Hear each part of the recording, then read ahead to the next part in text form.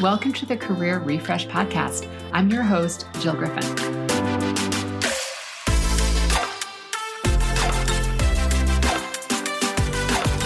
I'm a former media and marketing executive turned career strategist and executive coach. I spent my career working my way up and through the ranks of global organizations and startups, and today I show others how to do the same. Join me each week as we discuss the strategies and actionable steps to leverage your strengths, increase your confidence, and develop your career well-being. Ready? Let's do it.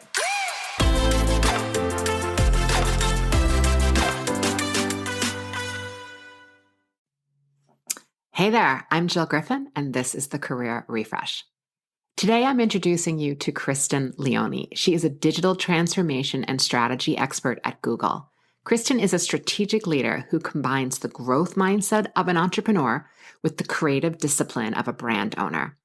She works with Google's largest customers, sharing insights on innovation and consumer experiences to help transform their businesses with digital as the primary driver. She concurrently serves as head of industry for home and consumer services category, where she partners with advertisers in the automotive, real estate, and home securities industries. Before Google, Kristen led sales strategy teams at the Weather Company, an IBM Business and WebMD. She co-founded the venture-backed startup Joor, the digital platform for wholesale management in contemporary fashion, and she honed her skills as a classically trained brand manager at General Mills. Kristen holds an MBA from the Wharton School at the University of Pennsylvania and a BA from Princeton University. In this episode, we discuss how your fit for your job may change over time and really thinking about the delta between your needs and the company's ever-changing needs and how that might shift. We also share some real examples about how that shifting desire and what you might do about it. And it doesn't always mean leaving your company. We talk about how very often people confuse purpose and think that your job and your purpose is the same thing. And it may be for some, but it's often not for most of us. And then lastly, we talk about a framework for discernment around career decisions. Kristen is the leader, seriously, that you wish you worked for. I wish I worked for her. She is super strategic with a very high emotional IQ, and leaders everywhere at all levels can learn from Kristen. I know you are going to enjoy this thoughtful conversation, and as always, if you have questions, email us at hello@jillgriffincoaching.com. Have a great week, dig in, and I'll see you next time. Hey, Kristen. Hey, Jill. It's nice to see you. It's good to see you too. All right, let's get at it. So tell our friends and listeners here the question that I ask everyone, and it is, what did you want to be when you grew up? Well, I've been listening to your podcast, and so I've been thinking about that question, actually, and two stories came to mind. So I think if you were to ask my family members, they might have said that I would have been a performer.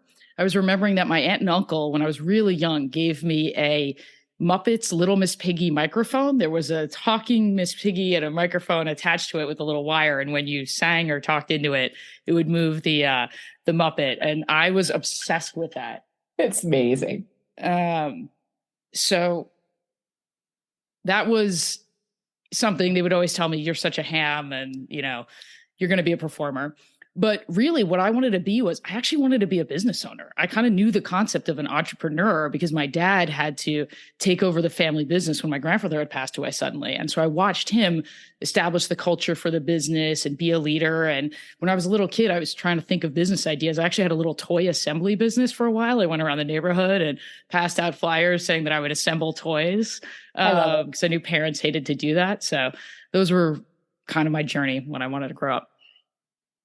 What do you think you learned from seeing your dad step into that role? I think work ethic. I think that's a thing universally for a lot of my family members was just work ethic. But I also saw a lot of caring and concern for the employees and also some of the complications of managing a family business. I would imagine. And And also, was the family all working for the business, or was primarily your dad, and then employees that weren't related to the family? Yes, several of his siblings. So his father had a partnership with some of his in-laws and other cousins. And so then my dad stepped into that role, but then some of my dad's siblings wound up working for the business as well. That sounds like it could be a podcast in and of itself. I'm sure it could be. I remember there used to be books around the house of managing a family business and things like that. I saw a book recently called Cain and Abel at Work, and I was like, oh, and for anyone not sure, that's a biblical reference from Cain and Abel. They were brothers. They didn't get along so well, one could say. Anyway, yeah, no, I've heard that a lot about running family businesses and the nuances of the beauty of really creating a shared value-based business and also of creating legacy. So I love hearing that your family, do they still have the business, or do they ultimately sell it at some point?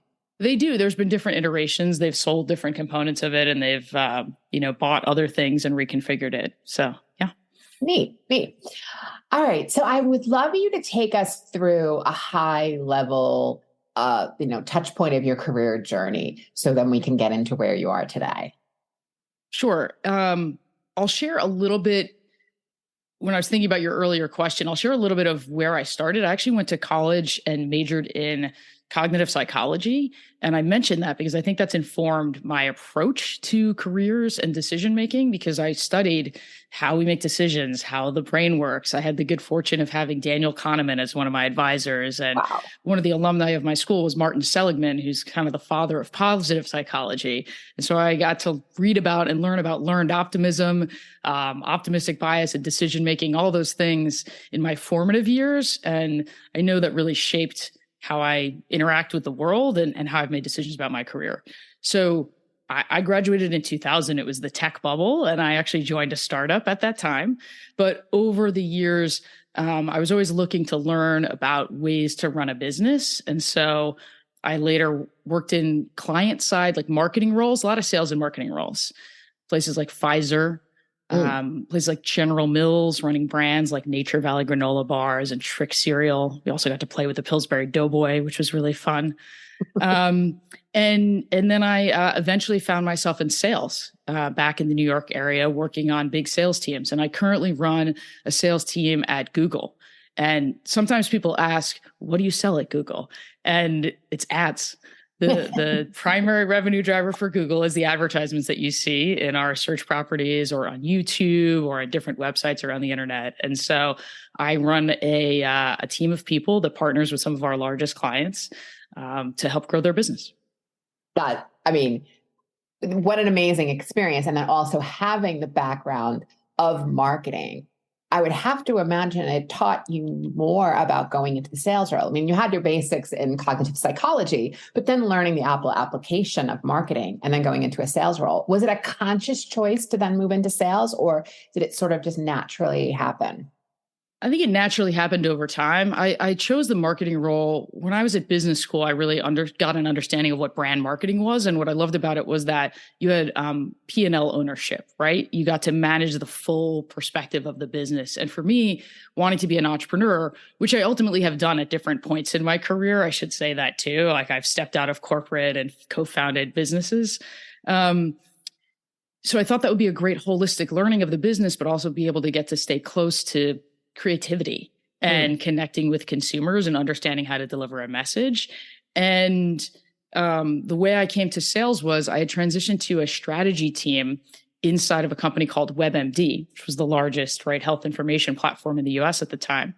And the head of sales said, Kristen, you realize you're going to a lot of these client meetings and you're helping us close these deals. You could actually earn commission if you were to take on a sales team, which I thought was a great idea. And that was my entree into the sales side. And you're absolutely right. It helped me to have that marketing foundation in two ways. I could really empathize with the clients and understand how they're trying to run their business and formulate my proposals in a way that would, what I always tell my team is do the work for them. How can I deliver you a proposed solution that is going to be easy for you to fit it right into what your business planning is and not make you have to rethink or rejigger what you're doing? And then it also helped, frankly, from a network standpoint, right? I knew a lot of the people that had been my contemporaries, particularly in the CPG world, but also across healthcare and in some cases in automotive companies too. And I was able to reach back out to them as I was selling. Oh, nice. And then again, a theme we talk a lot about on this podcast is to not have transactional relationships and to actually have relationships that build over years. So there's more evidence, folks, of when you're building those relationships, having, throughout your years, you're then going back to them and continuing to grow those.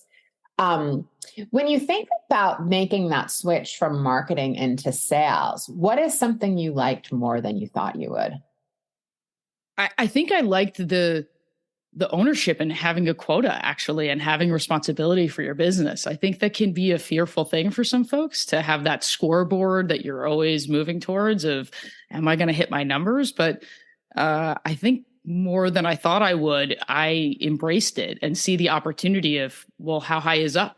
And can we exceed our targets, and then have some ownership over that? I feel like I'm a little bit more in control. I feel like for anyone out there who runs their own business, what you just tapped on is even something that I deal with as a business owner, that, there are definitely things that are out of my control, but there's so much that's in my control to be able to figure out the way of, I love how you say, like, how high is up, to figure out a way to actually meet your quota or deliver against it. Or, I like to also think about it as like, can I turn the faucet on and off? Can I control that based on, what's going on in the marketplace? When you think about the idea of then applying, the business unit and the sales unit that you're running to owning a business, what sort of positive psychology or cognitive psychology tools did you use to keep yourself and your team focused on the end goal? The first tool that I would say comes to mind, and I think it's ubiquitous when it comes to sales, or frankly, just communicating in the business world with one another, is clear communication and thinking about how we perceive. I spent a lot of time studying perception and understanding visual hierarchy of things. And in the sales world, we find ourselves making a lot of decks, whether they're Google Slides or PowerPoint or Keynote, and really making sure that things are clear. What is the main point that you want to communicate? Is that visually the largest thing on the slide? And is that popping off the slide for clients to understand? And finding ways to simplify and chunk information, right? There's this concept of how our brains process information around chunking and how much can you hold in your memory at a given period of time. And so some of those basic things were really critical for me. When it comes to another concept, I think about learned optimism. That was something that was really fundamental for me, coming from Martin Seligman. And so I try to infuse that with my teams, right? Like, how do we create a space of psychological safety? How do we build trust with one another? And then, look at the reality of a situation, but try to focus on, hey, we can take a positive outcome here. There are some things that are out of our control. In any major corporate environment, there are some things that are out of your control. But how do we look more broadly at what we might be encountering? Find something that we can control. Maybe it's our culture within our team. Maybe there are some things that have changed. Maybe the accounts that we're covering have changed, but we can control how we approach things any given quarter as a team. And can we create an environment that feels supportive and engaged so that people want to come to work and that we want to interact with our clients in a like positive and thoughtful way? Yeah, it's really a testament to your leadership style. So I feel lucky that there's more people like you out there that are leading teams and really helping people. We can take on hard things, but we can also have a place where there's some level of trust and safety, because we're going to fail, we're going to mess up, people are messy, but that we're looking at that and figuring out how to evaluate and move forward. So I think that's a tremendous thing to have within your department within an organization. So that makes me think, when we're in a hybrid situation, right? Some of us are in the office, some of us are working remotely or somewhere in between. How did you potentially pivot to keep that level of trust with your team moving into a completely new environment? I will say, I will tell you about some of the things I did, but I think it's an ongoing experiment. And I think that's the case for all of us. This probably harkens back to the cognitive psychology thing, right? But I consider myself a lifelong learner, and I'm constantly seeking new ways of doing things or consuming information, reading a lot of books, and then trying to share that back and process it and make it active. And so we tried a lot of things. In the hybrid environment at the outset, we had a team that had spent a lot of time together physically already. And so we had established relationships that we could trade on. We had established client relationships that we could, I say trade on, but we had established that trust. And so it was easier to interact with one another. In the early days, we did daily stand-up meetings to just check in. We put time on calendar to have informal connections as opposed to just formal connections. I tried to encourage people to think, if you would have turned your head to the person at the desk next to you to ask something, well, then ping them via chat, right? Reach out to them via Google Meet, grab the phone and call them. Do some other ways if you would have done that. Don't not do it just because you have the distance. Try to have that. You're sitting at your kitchen table and you're not necessarily in that space. Right. It became a little more challenging when the pandemic went on for a longer period of time, and I started to hire people on my team that I hadn't met physically in the real world. And so then we tried to be even more discerning about pre-hybrid. I had a thing with my team that we called We Come to You. And once a month, each team member hosts the thing. And the idea was we want to see you in your element, and that at work, you may not be your core element. And so what do you like to do? We'll all come to you to get to see that and experience that. And that could be, one person was super into workout classes. And so we all went to a workout class with her. One person really missed their comfort food from South Carolina. And so we did a tour of some of their favorite restaurants in New York that served that food, right? One person was into stand-up comedy. And so we went to a comedy club. And it was a really great way that we rotated around. And so we turned that into a hybrid thing, and someone hosted each time. One person, we did kind of pasta cooking online with one another. We built a terrarium because somebody was was interested in biospheres and things. And so I think just trying different types of things to stay connected in both formal and informal ways during this hybrid experience, I think is more important than ever. Oh, gosh. I want to work for you. That's really beautiful. And it helps, again, I sit in this place where I'm going into organizations and helping them with team dynamics. And obviously I work with people one-on-one through executive coaching. And, it's these little things that we're not talking about the ping pong table, people. We're talking about creating relationships. And it's these little things that make people feel less lonely, makes them feel that they are a part of team, makes them feel that they can put their ideas out there and they're not going to be frowned upon or poo-pooed upon. It increases the work. It's diversity of thought, of people, of ideas. It's all of these things that really make such a difference in the workplace that I know, some companies are really embracing it and knowing that they're going to fumble along the way. Other companies are sort of in this holding pattern where they're afraid to do anything because they don't want to upset people. So in the meantime, you're upsetting people because you're not doing anything. And it's sort of all in between. So I just love hearing another example of what you share, that everyone could take a piece of that and implement it in their own organization. Beautiful. One thing that I will mention, as you say that, Jill, is that I came up with that idea only because someone on my team said, I don't think we were really seeing each other in our best element. And I don't feel like I know the other people. This was many years ago, before we were all hybrid.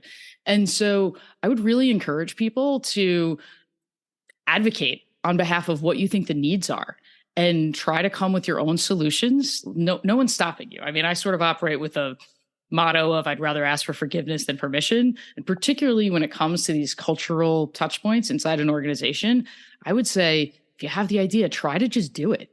And if necessary, raise it to your leadership and see if you can find somebody who will enable you to do it. I would guess that even if the first person doesn't say yes, you're going to find someone who will do it. But I think there's something to be said for everyone taking ownership and not just people with titles as leaders in organizations to help to shape that, because some of the best ideas come from my team members. I just help enable them to do it. And my goal is to create an environment where they're comfortable sharing their ideas, right? I'm always trying to hire people that are smarter than me and that know more and can do better. And so I consider it an act of facilitation rather than not. So if you are one of those people that feels like, I wish there was more, try to just take action on that.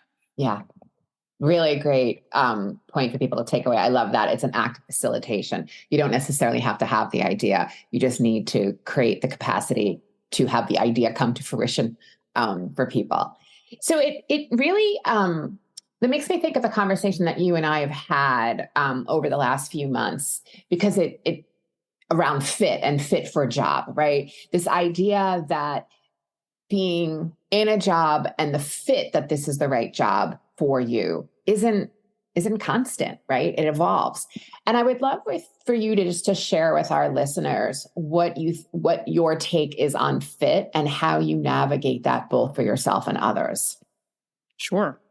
Too bad this isn't on video. I usually draw this messy hand-drawn chart with on the, the x-axis is time, and there's two lines, and one, line is you and one is the company. And at the point in time when you're interviewing and you secure a job with the company, the fit is pretty close. I would say that, like, let's think of, two lines going on a chart. The distance between them, it's not touching necessarily, but it's pretty close. There's probably a small delta between those two things. And that's great. But the reality is, over time, we're human beings. We're going to change, and we're not going to be exactly the same. And so you're going to change at some rate. And the company is an organization, and that's going to change too. And so the delta between where you are and the company is at any given point in time might change. What are some of those changes? For an individual, they could be life changes. I'm starting a family. I have a health issue. I learned a new skill, and I'm eager to move forward in a different direction than what my current role is, right? What are the changes that, like, the company may have? They may have made an acquisition. They may have made a divestiture. They may have, strategically tried to go in a different direction. They may have shrunk teams. They may have had to have layoffs in some way, shape, or form. And so when those deltas between where you are and where the company is get to a certain threshold, check in with yourself and say, like, hey, maybe this is a time to make a move. Maybe there's a time at big companies like Google, there's usually lots of opportunities in and around the organization. And so you can pick your head up and look across functions, look across roles, look across locations. But it may be the time to move on and look for something else. And then, for people that experience layoffs or downsizing or things like that, it's not a comment on, or frankly, I think back to my startup, I think back to a lot of organizations I've been in. As a leader, you sometimes have to let people go. And it's usually not the quality of the human as an individual or their capabilities. It is the circumstances and the match of their skill set and what they're looking for to that particular role at that time. So even if you were to stay the same over a long period of time, there's a likelihood that the company is not going to stay exactly the same and have changed at that exact pace. So I've just found that, like, that's how I approach things. When I feel like, this is not a close fit, what I want to be doing, am I challenged enough? Do I want to go seek a new challenge? Then I go look for those opportunities, first inside the organization and then beyond. Or if, I find myself in circumstances where the company's really changed and this doesn't work, it's not a commentary on you and your ability and your capacity to have a fantastic career. It's just the circumstances of fit. And we're all evolving, ever-changing organisms. Yeah. So take that as an opportunity and think about, okay, what do I want to do? It's a big world out there. What do I want to do next? And don't take it as an assessment as to you or your abilities. Right. So that brings up two questions that I'll ask you at a time. One, so what strategies would you recommend for proactively managing and adapting one's career to fit over time? There's two that come to mind. So one is really check in with yourself, like really be clear. I think I've heard you talk about this too, Jill, right? Like, what are your values? What are your career goals? Do you have a vision for what you want your life to look like? And, for me, I would encourage you to say, like, think about your career in the context of your whole life. And it's not just about your job. Think about what you need at any given point in time. And do you need more work, more challenge at work, more of this, or do you need more outside of work with your community, with your family, et cetera? And I think if you are clear on what those values are, what those skills that you might want to be building, what those goals that you have, then check in with yourself, often, once a quarter, once a month, I would say more than once a year in some cases, to say, hey, is this right? Am I actually spending my time and spending my days in line with what my values are? So that's one thing. And that can help you say, oh, wait a second. I'm spending more of my day doing all these operational charts and forecasting. My time used to be spent out and about with clients. I really was thriving when I was spending more time with clients. Can I make that shift, or is this role becoming something that's more operational? And then I may need to find another role.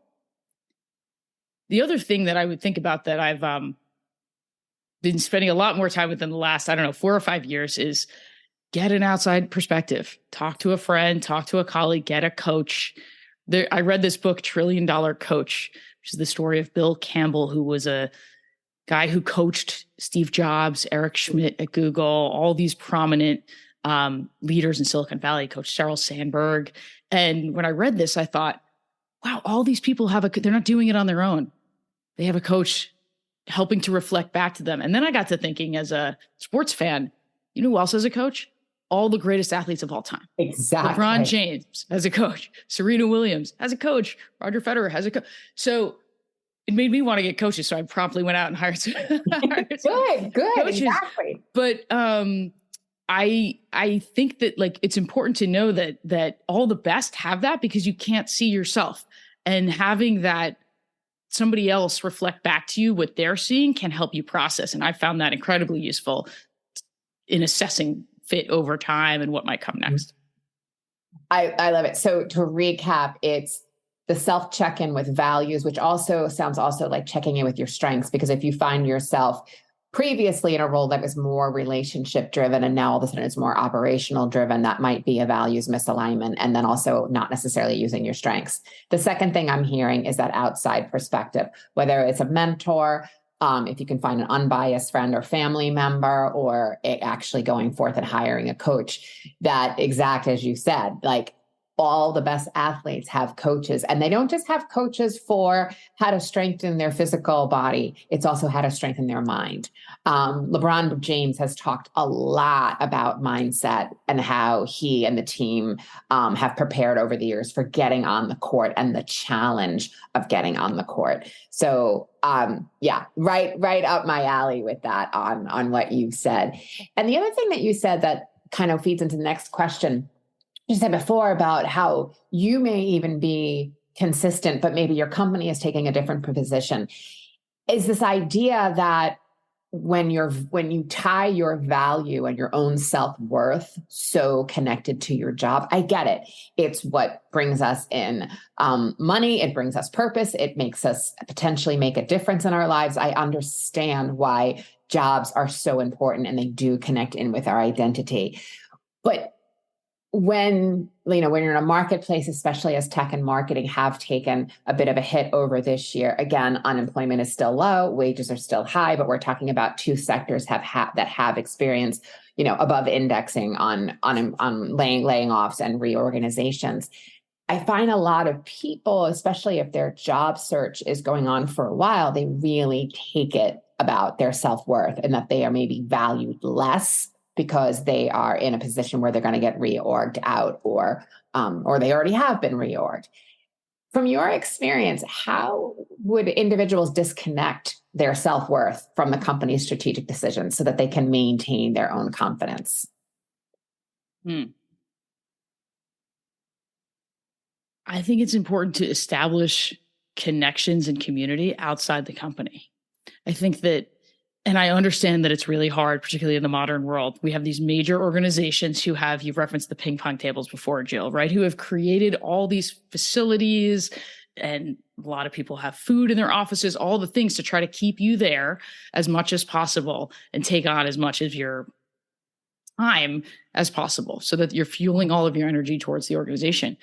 But I think it's so important to have other communities that you interact with. If you love to play sports, join the urban professionals basketball league in the city, or play tennis or pickleball or whatever your thing is. I find an outlet for service, whether that is via religious affiliation. There's so many different nonprofits and community organizations, because you can bet like they will value any and all of your skills, and you can find a way to really do some good in the world and feel that reciprocation that comes with giving and then giving back. I would say stay connected to other networks, whether you have an alumni network. I'm close to some of my alumni networks in a major way, but there are all kinds of professional networks, or even the little, I don't want to say little things, but do you love to read? Do you have a book club? Do you have a dinner club, right? You could have a group of people that you go to dinners with. There's a former colleague of mine in Chicago who had created this concept called Table for 12. And he would book a reservation at like a cool or hard to get restaurant for 12 people. And he would send an email out to his whole network. It would include some of his colleagues, some of his clients, some of his friends, some of his neighbors. And the first 12 people to respond would get to go that month. And he would keep it very much to the first 12 people. And it would create this eclectic group. But then they all formed relationships and connections with one another. And it became the Table for 12 group, on and on. And I thought that was genius. So it doesn't even have to be a specific affiliation. It can be the restaurants that you like to go to, but find community connections, and then find ways to, with the people that you trust among them that are deserving of it, be vulnerable with, hey, here's what I'm feeling. And they will reflect back to you. It's not about like your human values. There are some circumstances going on in the market, and they may have ideas for help to direct you in a way that can be fulfilling. Yeah, I think it's just a beautiful response, and so true from what I've seen with many of my clients too, and also myself. There's been times where I've been unemployed. I always joke that my career was a signing bonus and a severance package, because when you work in tech and marketing, it's like, there you go.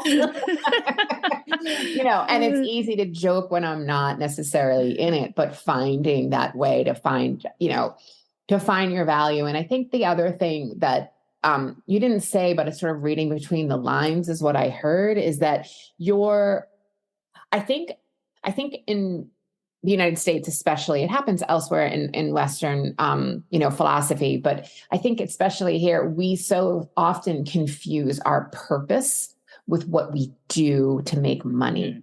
And you can make money, and maybe it is your purpose. And you know what? Go with God, man. Like, if you can figure that out and that works for you, have at it. But for many of us, we're doing something for income and from work that, we like enough, but maybe isn't our quote purpose.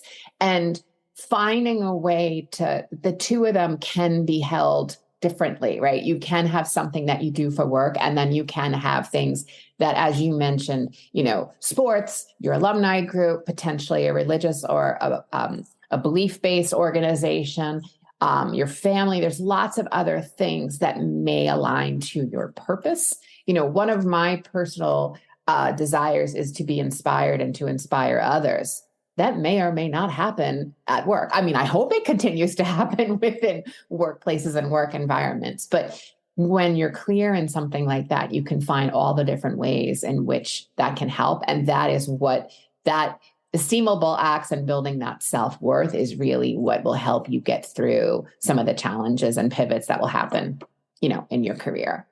Absolutely. And I think it's even more important than ever, because in the modern workplace, you don't have examples of people that have a 40, 50-year career at one place and then get a pension.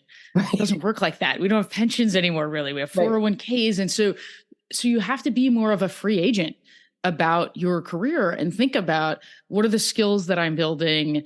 How am I bringing value here? Maybe this role I'm taking because I need to earn a living, and this is how I need to support things. But I have these other, that's what we talk about. I think decoupling your purpose from your job and your career, and think about your whole life.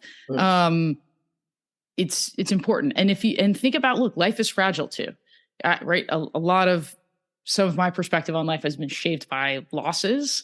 And, I keep that in mind, thinking about, what if there wasn't a 10-year, right? Yeah. What if I only had 1 year? What would I do? And that can seem troubling to some people, but I don't mean it in that way. I mean it in like, it can be very clarifying. If you were to think in that way, like, how does that clarify things for you? Does that help you discern what you might want to do next, or what your values actually are and what you care about? And help to sort of push away the distractions that are so easy. Yeah. I mean, I get on LinkedIn and it's hard not to get into that mindset of comparison and so then comparison is the thief of joy. And I'm, what am I doing? But when you can put yourself into that different mindset, not forever, but just to help guide you and to help get you in better touch with what are those values? What do you think your purpose is? If you don't have a clearly defined purpose, that's okay. Right. It's okay. It's definitely okay. So you touched on decisions and discernment. And I know something that you and I have talked about before is, both of our belief systems and a lot that we do around mindset. And I love your perspective on this. And I was hoping that you would share with our listeners how you approach, discernment for career decisions. Sure. And for background for people, I was introduced to this concept of discernment. I think it's originally a Jesuit concept, but you do not have to take this as religious in any way, shape, or form. I had gone to a retreat years ago where it was literally about discernment for career decisions. And that had a religious bent to it. But I've since kind of modified the series of questions that they had walked us through in the retreat and shared it with lots of friends and colleagues over the years. And many have found it useful. And it's really about a process of, can you get in touch with your gut? For some of us, I think it's harder to really get in touch with what our gut sensibility is. And so to simplify it, take an example of a decision that you're making. And it's really helpful if you can structure it as a, one option or another option. So you have that in mind. Then step back and think about a time when you made a decision that you think was less optimal. And just visualize yourself. What did you feel? What did you think? What came up for you?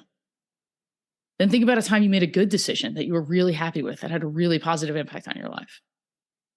Again, what were you feeling? What was the environment like? What were you thinking? And then come back to this decision that is currently you're presented with and take the least attractive option, right? The option that you think is not the attractive one for you now. And picture yourself a couple years out, maybe it's 2 years out. You've made that decision. What does life look like now? Where are you? What are you thinking about? What are you doing? How do you feel? And really let that sink in. And sometimes it can be very surprising what comes up for you. And then take the alternative. Say, okay, well, that seemed like the least attractive option. What did that feel like? Let's take the most attractive option that seems like the thing that I should be going with. What does that feel like? And then, you step back from all of that. And I think work through those responses, because things will come up for you, whether it's sensations. And some folks find that it's sensations in their body. For me, it's things that kind of pop into my head unexpectedly. And inevitably, it helps you identify something. You get a sense of, oh, I didn't realize this. Or maybe I was trying to convince myself of something, but deep down somehow, I think this is what's pulling me. Or you realize what was the least attractive option. Actually, it's not so bad. Like that could be great. And I actually prefer it more.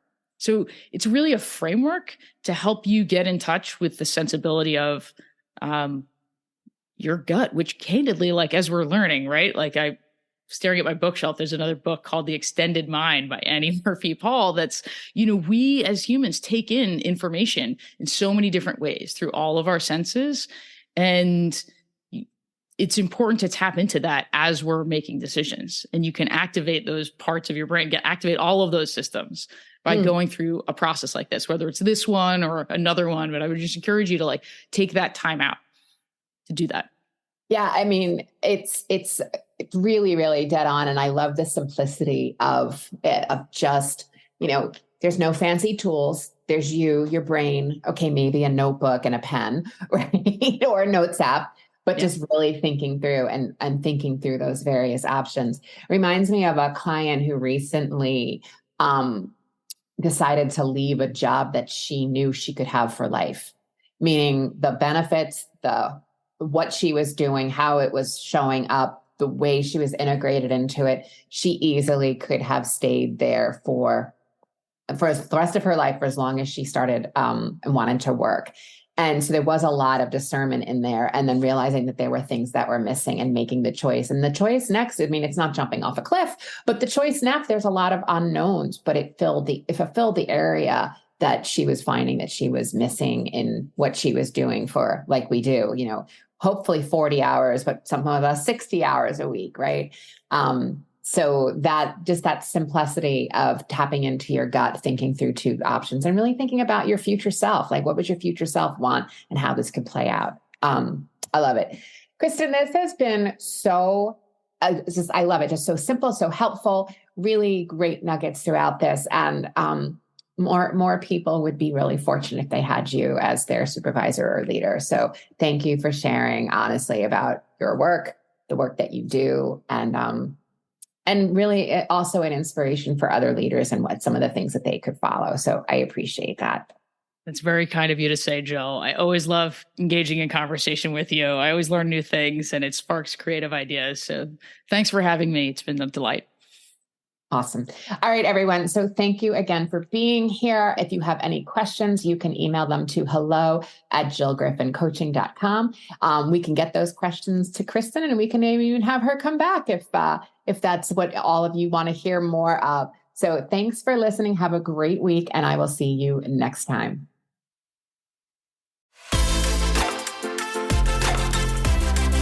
Hey, thanks for listening to the Career Refresh podcast. If you're enjoying this and you want more information, go to my website, jillgriffincoaching.com. There you can find information on how to work with me one-on-one, or my group programs, or even bring me into your workplace. I'll put the link to my website in the show notes. But hey, listen, before you go, do me a favor, rate and review this podcast, because it definitely helps me get the word out to people everywhere so that they can also thrive in the workplace. All right, friends, I appreciate you. I'll see you soon.